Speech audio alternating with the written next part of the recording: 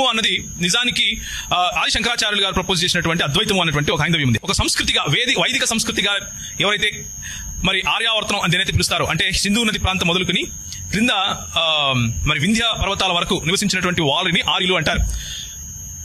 ఆ ఆర్యులు ఎప్పుడు భారతదేశానికి వచ్చారో, భారత అన్నటువంటి ఆర్య సమాజముగా ఎప్పుడు వచ్చారో అన్న విషయం గురించి తర్వాత మాట్లాడుకుందాం. ప్రస్తుతానికి అప్రస్తుతం అది. కానీ వాళ్ళు నమ్మేటువంటి ఫిలాసఫీ గురించి కొంచెం మాట్లాడుకుందాం. మెల్లిమెల్లిగా వైదిక శాస్త్రాలలో వైదిక మరి ఆలోచన పద్ధతి మారుతూ వచ్చింది. మొట్టమొదటిగా వారికి ఇంద్రుడు దేవుడు గాను, మిత్రుడు దేవుడు గాను, మిత్ర అనేటువంటి ఒక దేవుడు ఉండేవాడు. వీళ్ళందరూ దేవుడుగా ఉండేవారు. ఎక్కడైతే సప్త నదులు ప్రవహిస్తున్నాయో ఆ నదుల దగ్గర వాళ్ళు వారి దేవతలైనటువంటి ఇంద్రుడు మరియు మిత్రుడు మొదలు వారిని తీసుకుని వెళ్లారు.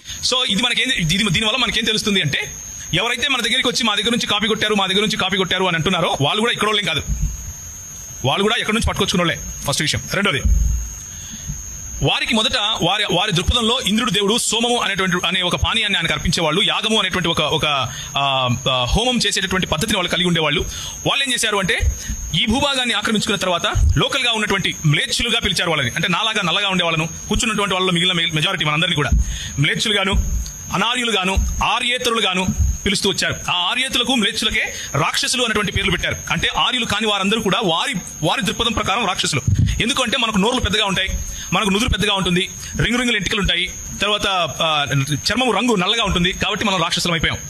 అలా మనల్ని విభజించి పాలించడం మొదలుపెట్టారు.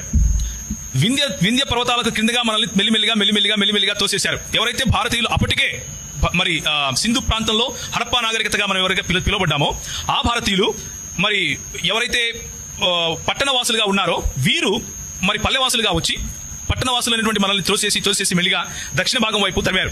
దక్షిణ భాగం వైపు వచ్చిన తర్వాత కూడా కొన్ని వేల సంవత్సరాలలో వాళ్ళు దక్షిణ భాగాన్ని కూడా ఆక్రమించుకుంటూ ఆ మరి వైదిక సంస్కృతిని, ఆర్య సంస్కృతిని బ్రాహ్మణత్వంగా మార్చుకుంటూ మన మీదకి వచ్చి మన మీద ఈ రోజుకి కూడా కులము లేకపోతే వర్ణము అనేటువంటి పేరుతో మన పైన అధికారం అజమాయిషీ చెలాయిస్తున్నారు.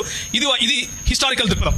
ఈ హిస్టారికల్ దృక్పథంలో మనం నేర్చుకోవాల్సిన ఒక విషయం ఏంటంటే, ఈ రోజుకు కూడా ఇరాన్ ప్రాంతంలో ఉన్నటువంటి వాళ్ళను ఆర్యులుగానే పిలుచుకుంటారు. ఈ రోజుకు కూడా వైదిక సంస్కృతి నమ్ముతున్నటువంటి ఇక్కడ ఉన్నటువంటి వాళ్ళు మన భారతఖండంలో వాళ్ళను కూడా వాళ్ళు ఆర్యులుగానే పిలుచుకుంటారు. ఈ రోజు కూడా జొరాస్ట్రియనులు అంటే ఫార్సీలుగా మనం ఎవరైతే పిలుస్తామో వాళ్ళు అదే యజ్ఞం, అదే హోమం, అదే పద్ధతులు, అదే సూర్యుడు, అదే చంద్రుడు వాళ్ళందరినీ పూజిస్తారు. జెండ్ అవస్థ అనేటువంటి పుస్తకంలో కూడా వీళ్ళు చేసేటువంటి యాగాలు, వీరు చేసేటువంటి సోమం, వీరు తాగేటువంటి సోమం అన్ని అలాగే ఉంటాయి. అరువు తెచ్చుకున్న వాళ్ళు ఎవరు అన్న విషయం మీరు అడిగారు కాబట్టి నేను ఇవన్నీ చెప్తున్నాను. అరువు తెచ్చుకోవాల్సిన అవసరం మనకు లేదు.